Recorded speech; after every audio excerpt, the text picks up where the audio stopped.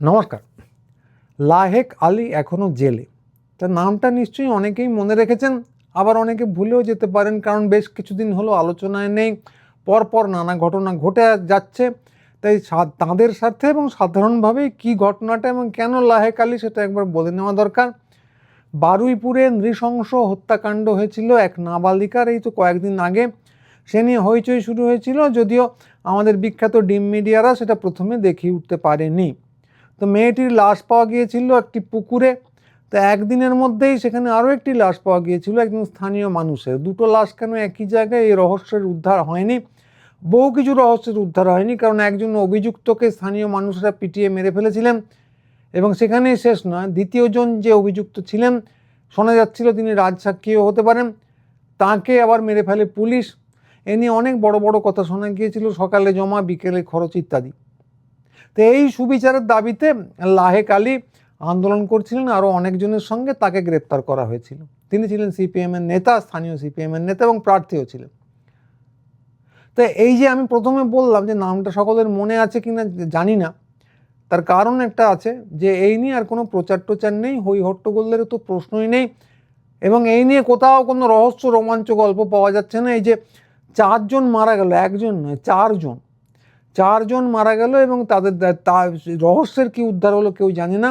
এই নিয়ে কিন্তু কোনো রহস্য রোমাঞ্চ গল্প পাওয়া যাচ্ছে না। আমি সোমা বলছি না, এর কোনো ভিডিও ক্লিপিংও পাওয়া যাচ্ছে না।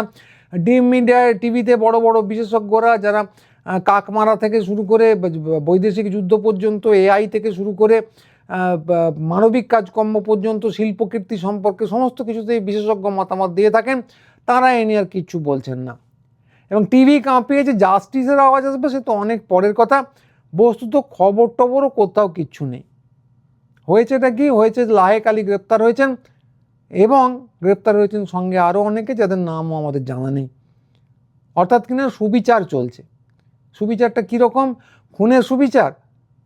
লাহেক আলী চেয়েছিলেন হত্যাকাণ্ডের বিচার, সেটা হয়নি, কিন্তু বিচার চেয়ে তিনি মহা অপরাধ করে ফেলেছিলেন, অতএব তিনি এখন আসামি, তাঁরই এখন বিচার চলছে। কি শাস্তি হয় সেটা আমরা তাকিয়ে তাকিয়ে দেখব। তা কথাটা উঠে আসছে কেন আজকের দিনে, অনেক দিনই তো বন্দি, তবু আজকেই কেন বলছি, কারণ আজকেই দেখলাম যে ওর মা অসুস্থ হয়ে এখন ভেন্টিলেটরে আছেন। তো আমি নিজে গিয়ে খবর নিয়ে আসিনি, ইন্টারনেটেই দেখলাম খবরটা। তো এই অবস্থাতেও তিনি জামিন পাননি। তো এর মধ্যেই কয়েকদিনের মধ্যে আরেকটা খবর দেখলাম, অজস্র খবর দেখি তো সব কিছু বলা হয় না। এর মধ্যে একটা খবর দেখলাম, আমাদের বিখ্যাত একজন বাবা, রাম রহিম বাবা, তিনি ধর্ষণের অভিযোগে 20 বছরের সাজাপ্রাপ্ত ছিলেন, তিনি আবার প্যারোলে মুক্তি পেয়েছেন। লাহেক আলী পাননি, রাম রহিম বাবা পেয়েছেন। এবং এই যে প্রথমবার পেলেন তা নয়, এই নিয়ে তিনি 17তম বার পেলেন। 20 বছরের সাজার এখনও বহু দেরি তার মধ্যেই। এবং আপনারা জেনে খুব খুশি হবেন যে তিনি এই সময়ের মধ্যে 1 বছরের বেশি সময়, 400 দিন মতো সময় জেলের বাইরে কাটিয়েছেন এই সাজাপ্রাপ্ত অপরাধী। এটা একটা খবর। লাহেক আলী জামিন পাননি, ইনি প্যারোল পেয়েছেন। ওদিকে আরেকটা খবর হলো উমর খালিদের, তার কথাও নিশ্চয়ই আপনারা ভুলে যাননি। দিল্লিতে ওই সিএ প্রতিবাদের সময় তাকে ধরা হয়েছিল। তো তিনি 6 বছর হলো জেলবন্দি, এখনও জেলে বন্দি হয়ে আছেন। বাবা রাম রহিমের মতো তিনি কিন্তু সাজাপ্রাপ্ত নন, তিনি কোনো সাজা পাননি। এবং সত্যি কথা বলতে কি অপরাধ কি করেছেন সেটাও কেউ জানে না, কারণ মাননীয় সরকার বাহাদুর, মহামান্য সরকার বাহাদুর এখনও চার্জশিটটা ফ্রেম করতে পারেনি, অভিযোগপত্রটাই তৈরি করতে পারেনি, বিচার শুরুর তো কোনো প্রশ্নই নেই। তো তিনি কিন্তু জামিন পাননি বললে হবে না। মাঝখানে 3 দিনের জন্য জামিন পেয়েছিলেন তাঁর অসুস্থ মাকে দেখে আসার জন্য। তো 400 দিন টিনের ব্যাপারই নেই, এবং বহুবার যে প্যারোল পেয়েছেন তারও কোনো ব্যাপার নেই, এবং তিনি যে সাজাপ্রাপ্ত আসামি তাও নয়, তার বিচার শুরু হয়নি। তিনি 3 দিনের জন্য জামিন পেয়েছিলেন। তো মাকে দেখা হয়ে গেছে, অপারেশন হয়ে গেছে মায়ের, এখন তিনি আবার জেলে। তো 6 বছর হতে চলল। তো লাহেক আলীও জেলে। আমাদের এই যে চমৎকার একটা প্রবণতা বললাম, এরকম আরও উদাহরণ দেওয়া যায়। তো এই প্রবণতাকে অক্ষুণ্ণ রেখে লাহেক আলীও এখনও জেলে, যদিও অতদিন এখনও হয়নি, কয়েক মাস মাত্র হয়েছে। ফলে বাংলা তার নিজের উমর খালিদকে পেতে চলেছে কিনা বলতে পারবো না। নির্বাচনের সময় স্লোগান হয়েছিল বাংলা তার নিজের মেয়েকে চায়, 2021 সালে সে একরকম করে হয়েছিল। এখন স্লোগান শুনতে পাচ্ছি যে বাংলা কলেজ স্ট্রিট নাকি লন্ডনের মতো হবে, অর্থাৎ বাংলার কলকাতা লন্ডনকে চায় ইত্যাদি প্রভৃতি। তো উমর খালিদকে চায় কিনা কথা কেউ বলেননি, ফলে পেতে চলেছে কিনা বলতে পারবো না, কিন্তু তিনি জেলে আটকে এখনো পর্যন্ত এইটুকু বলতে পারি। এবং সঙ্গে আরও একটা কথা বলতে পারি, তিনি তবু সিপিএম দলের নেতা, একটা দলের নেতা, একটা প্রমিনেন্ট দলের নেতা, ফলে তাঁর নামটুকু আমরা সবাই জানি। তো প্রথমেই বললাম তার সঙ্গে আরও অনেকে গ্রেপ্তার হয়েছিলেন বলে শুনেছি, মানে অবস্থা এমনই যে কে গ্রেপ্তার হয়েছিলেন সে নামগুলোও জানা নেই। ওখানে আত্মচিৎকার করে অনেকে বলছিলেন, মৃতার একজন আত্মীয়াই বলছিলেন যে যারা প্রতিবাদ করছে তাদেরকে গ্রেপ্তার করলে কি করে হবে আমি জানি না, কিন্তু অনেকে গ্রেপ্তার হয়েছিলেন। তো তাদের কি হয়েছে আমি বলতে পারবো না। লাহেক আলীর আমি নাম জানি, তাদের আমি নামও জানি না, ধামও জানি না, খবর রাখার তো কোনো প্রশ্নই নেই। বস্তুত কেউই জানেন বলে মনে হচ্ছে না, কারণ আমাদের বিভিন্ন রকম বিরোধী দলরা ছিলেন, সিপিএম আছেন, তৃণমূল আছে, তো তারা এই লোকগুলিকে নিয়ে কোনো রকম আওয়াজ তুলছে বলে দেখছি না। লাহেক আলীকে নিয়েও বিশেষ আওয়াজ উঠছে না, কিন্তু তবু নামটা আমরা জানি। কিন্তু বাকি যারা অজ্ঞাত, যারা স্রেফ ন্যায় বিচার চাই বলে আন্দোলন করতে গিয়েছিলেন, তাদের কজন জেলে ঢুকে বসে আছেন, তাদের বিরুদ্ধে কি অপরাধ কেউ জানে না, এবং নাম দামি কেউ জানে না। তো এই তো অবস্থা। তো এই যখন অবস্থা, তখন একটা কথা শুধু নিশ্চিত করে বলতে পারি, নাম কে জেলে আছেন, কি হবে কিচ্ছু বলতে পারবো না, উমর খালিদ হবেন কিনা তাও বলতে পারবো না। কিন্তু একটা কথা নিশ্চিত করে বলতে পারি যে সব মিলিয়ে ভারতীয় গণতন্ত্রের যা নমুনা দেখছি, তাতে সত্যি কথা বলতে কি শ্রদ্ধায় একদম মাথা নত হয়ে আসছে। তো স্বাধীন দেশে এমন কিছু আইন তৈরি করা হয়েছে যা অবিকল ব্রিটিশ আমলের মতো, মানে অনির্দিষ্টকাল বিনা বিচারে এমনি যে কোনো লোককে সেই আইন মোতাবেক আটকে রাখা যায়। তো এরকম আইন ব্রিটিশ জমানায় ছিল। এখন একটা আইন করার চেষ্টা হয়েছে কিনা জানি না, গুন্ডা দমন আইন, রাউলাট আইন বলে একটা কুখ্যাত আইন ছিল ব্রিটিশ আমলে। তারপর ভারতবর্ষ সেরকম কিছু দেখেনি। তো রাষ্ট্রদ্রোহ মানে সিডিশন বলে একটা আইন ছিল ব্রিটিশ আমলে, সেটা এখনও বজায় আছে। এবং তারপর আরও নানা রকম আইন এসেছে, এসমা বা মিসা তো ছিলই, তারপর এসেছে ইউএপিএ, অর্থনৈতিক অপরাধ, আরও কত কি কে জানে। তো ব্রিটিশ আমলে কলোনিয়াল যাকে বলা হতো, ঔপনিবেশিক আইনের যে ধারা, সেটা আমরা অক্ষুণ্ণ রেখেছি, ফলে আমাদের গর্ববোধ করা উচিত। তো ঔপনিবেশিক শাসন আর স্বাধীন শাসনের মধ্যে একটা তফাৎ থাকে। ঔপনিবেশিক শাসনে যে সরকার থাকে, ঔপনিবেশিক সরকার, সাম্রাজ্যবাদী সরকার, তার লক্ষ্য থাকে মানুষ যাতে আওয়াজ না তুলতে পারে সেইটা নিশ্চিত করা, মানে আওয়াজ তুললেই জেলে ভরবো বলে এরকম কিছু আইন তাদের বানিয়ে রাখতে হয়। আর স্বাধীন দেশে, স্বাধীন মুক্ত দেশ মানে ফ্রি ওয়ার্ল্ড যাদেরকে বলা হয়, তাদের আইনের একটা বিশেষত্ব আছে যে মানুষকে ব্যক্তি স্বাধীনতা দেওয়া হয়, যে তুমি যা খুশি বলতে পারো, এবং বিধিনিষেধ চাপানো হয় সরকারের উপর যে যে কোনো অজুহাতে কাউকে আটকে রাখা যাবে না, তাকে যথেষ্ট প্রমাণ দেখিয়ে, যথেষ্ট সাক্ষ্য থাকলে তবেই কাউকে গ্রেপ্তার করা যায়। ভরে দিলাম, তারপর ঠিক আছে, তারপর বিচার টিচার হবে, দেখবো, আগে তো ভরে দিই, এই জিনিস স্বাধীন ফ্রি ওয়ার্ল্ড যাকে বলা হয়, মুক্ত পৃথিবী, সেখানে হয় না। তো ভারতবর্ষ সেই ঐতিহ্য মানেনি।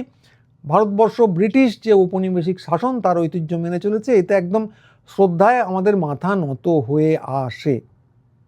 এবং শুধু এটুকুই নয়, আমরা দেখতে পাই যে এমন কিছু সরকার এসেছে যারা এই আইনগুলোকে যে কোনো অজুহাতে প্রয়োগ করে প্রকাশ্য দিবালোককে বুক চাপড়ে বলে আমি প্রয়োগ করেছি, এবং ন্যায় বিচারের গোষ্ঠীর তুষ্টি করে। স্বাধীন দেশের নাগরিকের বুকে বসে একদম বুক চাপড়ে বলে এই নিয়ে তোর দাড়ি ওপড়াচ্ছি, এরকম একটা সরকার আমরা পেয়েছি। তো এরকম সাহসী সরকার ব্রিটিশ জমানায় ছিল, যে তারা পরিষ্কার বলতো জালিয়ানওয়ালাবাগ করে ফেলেছি, কি করবি কর। সূর্য সেনকে প্রচণ্ড মেরেছি, মেরে ধরে অজ্ঞান করে ফাঁসি দিয়েছি, কি করবি কর, লাশটাও কোথাও খুঁজে পাওয়া যায়নি। তো এই যে সাহস, এই জিনিস ব্রিটিশ জমানার পর আর কেউ দেখাতে পারেননি ভারতবর্ষের বুকে। নকশাল আমলে বহু কিছু হয়েছে, কিন্তু সে তো অস্বাভাবিক আমল ছিল। খালিস্তানি আমলেও পাঞ্জাবে অনেক কিছু হয়েছে, কিন্তু সেটা অস্বাভাবিক সময় ছিল। কিন্তু শান্তির সময়ে ভারতবর্ষের বুকে এই জিনিস কেউ করে দেখাতে পারেনি, কারণ তাদের ধারণা ছিল যে স্বাধীন দেশ বলে একটা অন্য ব্যাপার হয়, সেখানে ঔপনিবেশিক শাসন চালানো যায় না। কিন্তু আমরা এখন একটা সরকার, একটা না তো না একাধিক সরকার, ডবল ইঞ্জিন নানা জায়গায় পাচ্ছি, অনেকগুলি সরকার যারা সেই সাহসটা আবার দেখাতে পারছে। এরা একদম ব্রিটিশ জমানা থেকে শিখে এসেছে। সেই সময় ব্রিটিশের বিরুদ্ধে যখন আন্দোলন হচ্ছিল, তখন এরা ব্রিটিশের পদতলে বসে শিক্ষা লাভ করেছে। ভারত ছাড়ো আন্দোলনের সময়, এবং সেই শিক্ষা এখন প্রয়োগ করছে ব্রিটিশের সেই শিক্ষা। এর জন্য আমাদের গর্ববোধ করা উচিত। এবং এখানেই শেষ নয়, ব্রিটিশ যা করতে পারেনি সেই জিনিসও তারা করে দেখাচ্ছে, মানে ভারতীয় ব্যবস্থা। এখন এমন কিছু মিডিয়া এসেছে যাদেরকে আমরা ডিম মিডিয়া বলি, যাদেরকে যদি আপনি চতুর্থ স্তম্ভ বলেন তাহলে কিন্তু আরশোলাকেও বাজ পাখি বলতে হবে, হিটলারকেও বলতে হবে পরম মানব হিতৈষী ইত্যাদি প্রভৃতি। এদের একমাত্র কাজ হচ্ছে সরকারের পদতলে বসে থাকা এবং প্রার্থনা করা যে আপনারা কিছু খবর দিন, আমরা সেটাই দেখাবো এবং দয়া করে প্রভু তুষ্ট হন। একটা সময় সাংবাদিকতা বলতে কি বোঝা হতো? সাংবাদিকতা একটা শ্রদ্ধার পেশা ছিল। সাংবাদিকদের কাজ ছিল বিভিন্ন জায়গা থেকে খবর, নিষ্প্রিয়ভাবে খবর সংগ্রহ করা এবং পরিবেশন করা, যেগুলোকে আগে তখন নাম ছিল না, কিন্তু সেগুলোই ছিল প্রকৃত ব্রেকিং। এবার খবরের কাগজের কী করতো, তখন টিভি আসার আগের কথা বলছি, যে তাদের নিজস্ব আইডিওলজি থাকতো। তা আনন্দবাজারের সম্পাদক সে সময় আমার মনে আছে অভিক সরকার ছিলেন, খুব স্পষ্ট করেই কোনো একটা জায়গায় বলেছিলেন যে তারা হচ্ছেন রিপাবলিকান, যে আমেরিকায় যে রিপাবলিকানরা আছে তাদের মতো মতামতে বিশ্বাস করেন। খুব ভালো কথা। কিন্তু খবর পরিবেশনের সময় আপনি যদি কোনো তথ্য অনুসন্ধান করেন সেখানে কোনো পক্ষপাত দেখাবেন না। এ নিয়ে কোনো পক্ষেরই কোনো সন্দেহ ছিল না। যার কথা বললাম তারও কোনো সন্দেহ ছিল বলে মনে হয় না, যদিও আমার কোনো কথা হয়নি তার সঙ্গে। কিন্তু এখন অবস্থা তো সম্পূর্ণ উল্টে গেছে। এখন জানিয়েছে যে সংবাদ মাধ্যম মানে হচ্ছে যে আপনি কী সংবাদ পরিবেশন করবেন, কী দেখাবেন, সেটা সরকার অনুমোদিত হতে হবে। এবং শুধু তাই নয়, আপনাকে আগ বাড়িয়ে লাভ ঝাঁপিয়ে এমন কিছু করে দেখাতে হবে যাতে মনে হয় যে বাবু যা বলেন পারিষদ তার থেকে অনেক গুণ বেশি বলেন। এবং এইটা করতে পারলেই আপনি প্রমোশন পাবেন, বিজ্ঞাপন পাবেন, শুধু সরকারের থেকে নয়, সরকার যাদের দ্বারা চলে সেই শিল্পগোষ্ঠী ওয়েস্ট ইন্ডিয়া কোম্পানি, তাদের কাছ থেকে আপনি বিজ্ঞাপন পাবেন, প্রসাদ পাবেন এবং এগোতে পারবেন। তো এই জিনিসটা ব্রিটিশ আমলেও করা যায়নি। যুগান্তর, আনন্দবাজার, অমৃতবাজার ইত্যাদি নানা পত্রিকা ছিল যারা অগ্নিবর্ষী জিনিস ছাপত ব্রিটিশ সরকারের বিরুদ্ধে, তারা এদেরকে নিয়ন্ত্রণ করে উঠতে পারেনি। কিন্তু এখন ব্রিটিশের শিষ্য যারা ক্ষমতায় এসেছেন তারা এটাও পাচ্ছেন, এবং এই যে যুগান্তকারী একটা জায়গা এখানে মিডিয়াকে পৌঁছে দিয়েছেন, যেখানে আমরা মিডিয়াকে গদি মিডিয়া, ডিম মিডিয়া এই সমস্ত বলতে পারি। এটা আমাদের গর্বের কথা। এবং এখানেই শেষ নয়, আমরা এমন কিছু বিরোধী পক্ষ পেয়েছি যারা ভয়ে ভক্তিতে বিক্রি হবার জন্য মুখিয়ে থাকেন। মানে আপনি এমএলএ হবেন, আপনি এমপি হবেন, থাকুন, আপনাকে ডিম মারা হবে না, আপনি থাকুন অমুক তমুক, বা আপনি ভালো ছেলে হয়ে থাকুন, কালো ব্যাজ পরে ঘুরুন, নানা পক্ষের লোকজন আছেন তো কালো ব্যাজ পরে ঘুরুন আমাদের সঙ্গে, তাহলে আপনি ভালো থাকবেন। এই সব বললে তারা ওর দিকে চলে যান। বিরোধী পক্ষ সেই ব্রিটিশ জমানা থেকে আমরা দেখে আসছি যে সরকারের বিরুদ্ধে বলে, কেউ নরম গলায় বলে, কেউ গরম গলায় বলে, নরমপন্থী বনাম চরমপন্থীদের সংঘাত ব্রিটিশ জমানায় বহুবার হয়েছে। সুভাষ বসু বনাম গান্ধীজির সংঘাত হয়েছে। গান্ধীজি ছিলেন নরমপন্থী তখনও পর্যন্ত, সুভাষ ছিলেন চরমপন্থী। তো এইসব নানা রকম ক্ষোভ বিক্ষোভ হয়েছে, দ্বন্দ্ব হয়েছে, কিন্তু যে সরকারের বিরুদ্ধে বলতে হবে, জেলে গেলেও বলতে হবে, এই নিয়ে কারো মধ্যে কোনো দ্বিধাদ্বন্দ্ব ছিল না, মানে বিরোধী পক্ষে। তো ব্রিটিশ সরকার ওইটা ম্যানেজ করতে পারেনি। এখন ব্রিটিশের যে শিষ্যরা এসেছেন তাঁরা বিরোধী পক্ষকেও ম্যানেজ করে ফেলেছেন। তা একদলকে সরাসরি কিনে নেন, ভয়ে হোক ভক্তিতে তাঁরাও ইয়েস স্যার বলে চলে আসেন। যখন গাড়ি চড়ছিলেন সরকার পক্ষে থেকে তখন তাদের কোনো সমস্যা থাকতো না গাড়ি চড়তে, যখন যেই ভয় দেখানো হয়েছে অমনি তারা উল্টো দিকে চলে যাচ্ছেন, ভয় বা ভক্তি বা ধান্দাবাজি যাই হোক। আর আরেক দল আছেন যাদেরকে বলা হচ্ছে তোমরা কিন্তু, মানে যারা সত্যিকারের অফিসিয়াল বিরোধী, সব ব্যাপারে চেঁচামেচি করো না, কিছু জিনিস চেপে যাও। লাহেকালির ব্যাপারটা যেমন চারদিকে হই হই হচ্ছে না, মোটের উপর চেপে যাওয়া হয়েছে। ফলে আমাদের সৌভাগ্য ব্রিটিশ যেরকম বিরোধীদের তৈরি করতে পারেনি, বর্তমান যে ব্রিটিশের শিষ্য যারা আছেন তারা সেরকম বিরোধী পক্ষকেও তৈরি করে ফেলেছেন। এবং সবশেষে যেটা বলবো, যে আমাদের সৌভাগ্য আমরা এমন কিছু নাগরিক সমাজ পেয়েছি, ওই যে সুবিখ্যাত ডিম মিডিয়া সরকারের পায়ের তলায় যারা বসে থাকেন, এরা আবার তার পায়ের তলায় বসে থাকে। ডিম মিডিয়া যদি বলে অমুকটা ভালো তাহলে ভালো, জল যদি উঁচু বলে জল উঁচু, নিচু বললে নিচু হলে তখন এরা প্রতিবাদ করবে যদি ডিম মিডিয়া বলে দেয়।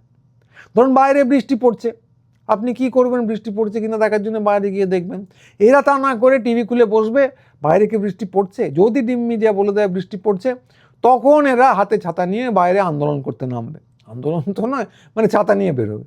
তো এক্ষেত্রে যেহেতু ডিম মিডিয়া বলছে না, কেউ কোনো আন্দোলনও করছে না, ফলে আমাদের সৌভাগ্য এরকম একটা সুশীল, এটা একটা পত্রিকার নাম দিয়েছিল সুশীল সমাজ, এরকম একটা সুশীল ভদ্রজন নাগরিক সমাজ আমরা পেয়েছি। ফলে সব মিলিয়ে ভারতীয় গণতন্ত্র তার যে বঙ্গীয় সংস্করণ তা দেখলে মানে শ্রদ্ধায় মাথা নিচু হয়ে আসে। তো অতএব এখন এই যে লাহেক আলী বন্দি আছেন, বঙ্গীয় সুধীজন কি করবেন, তারা আপাতত ঘুগনি মুড়ি খেতে খেতে টিভিতে চুলোচুলি দেখবেন। এই দেখলাম যে বহুবার বলা হচ্ছে ডিম মিডিয়া দেখবেন না, তবুও ওরা দেখেন না, গালাগালো দেন। তারপর যেই নিজের দলের একজন গিয়ে অংশগ্রহণ করলেন, ওনারা দেখলেন এবং তারপর বললেন ওকে তো বলতেই দেন। এবং ওখানে কী নিয়ে চুলোচুলি হলো, অর্থহীন জিনিস নিয়ে, ওই মাছের বাজারে কিচ্ছু হয় না, সবাই জানেন। তবুও ওরা যাবেন, দেখবেন এবং ওটাকে গুরুত্ব দিয়ে শুধু দেখবেন তা না, সেই গুরুত্ব জনসমক্ষে প্রচার করবেন। ফলে ওরা টিভিতে চুলোচুলি দেখবেন, সেখানে লাহেক আলীর খবর নেই। খবরের কাগজে কবে একটা ভালো খবর চেপেছে, ভালো না, খবরের কাগজে কবে একটা খবর চেপেছে, সেই দেখে অহো কি প্রগতিশীল, কি দিলে ভাই অভিনন্দন, এই বলে অশ্রু বিসর্জন করবেন। এবং মজা হচ্ছে দেখলাম যে বিদ্রোহ যদি করেন সুশীলভাবেই, তাহলেও এই দেখলাম যে একটা মিটিং হচ্ছে দু একদিন গতকালই হয়েছে, খুব ভালো এজেন্ডা, সম্পূর্ণ সমর্থন আছে, কিন্তু সেখানে ওই যে ন্যাচারাল মিডিয়া যা শেখায় সেরকম হিন্দি উচ্চারণে তারা জনগণমন মানে জানা গানা মানা গাইছেন। তাই এত সুশীল একটা নাগরিক সমাজ আমরা পেয়েছি, বিরোধী পক্ষ আমরা পেয়েছি, এটা আমাদের সৌভাগ্যের বিষয়। তো এইসব যখন চলছে, যেহেতু এর মধ্যে কোথাও লাহেক আলী নেই, আর লাহেক আলী আপাতত জেলের ভিতরেই থাকবেন, কতদিন থাকবেন জানি না, আইনি প্রক্রিয়ায় কোনোভাবে বাড়ি করা যায়, বাঘা বাঘা উকিলরা আছেন, বেরোবেন। কিন্তু বেরোন বা না বেরোন, জেলে যতদিন আছেন সে নিয়ে কোনো আলোড়ন উঠবে না, কারণ প্রগতিশীল, তথাকথিত প্রগতিশীল ডিম মিডিয়া কোনো সেন্সেশনাল ফুটেজ দেয়নি। তো যদি তারা প্রচার করত, তার মায়ের খবর যদি তারা প্রচার করত, তাকে কীরকম অবিচার করে অন্যায় করে গ্রেপ্তার করা হয়েছে, তাহলে কিছু কিছু চেঁচামেচি হতো, কোথাও কোথাও কেউ কেউ হয়তো বিক্ষোভ দেখাতেন, এখন দেখাননি, বলে কিচ্ছু হবে না। তো আপাতত এইটাই ভবিতব্য। অন্যান্য জায়গায় নানা রকম আন্দোলন হচ্ছে, দিল্লিতে হচ্ছে, বিহারে হচ্ছে, সেসব খবর আমরা পাচ্ছি, কিন্তু পশ্চিমবঙ্গে যতদিন না ডিম মিডিয়ার নির্ভরশীলতা যাচ্ছে ততদিন কিছু হওয়ার সম্ভাবনা বেশ কম। অত্যন্ত দুঃখের সঙ্গে বললাম, কারণ মানে এই তথাকথিত হিন্দুত্ববাদীদের বিরুদ্ধে যে একটা আঙুল তুলবে তাকেও আমি সমর্থন করি, অভিযোগের আঙুল একটা তুললেও। তো খুব দুঃখের সঙ্গে বলছি যে ডিম মিডিয়া প্রদর্শিত পথে এটা হওয়া সম্ভব না।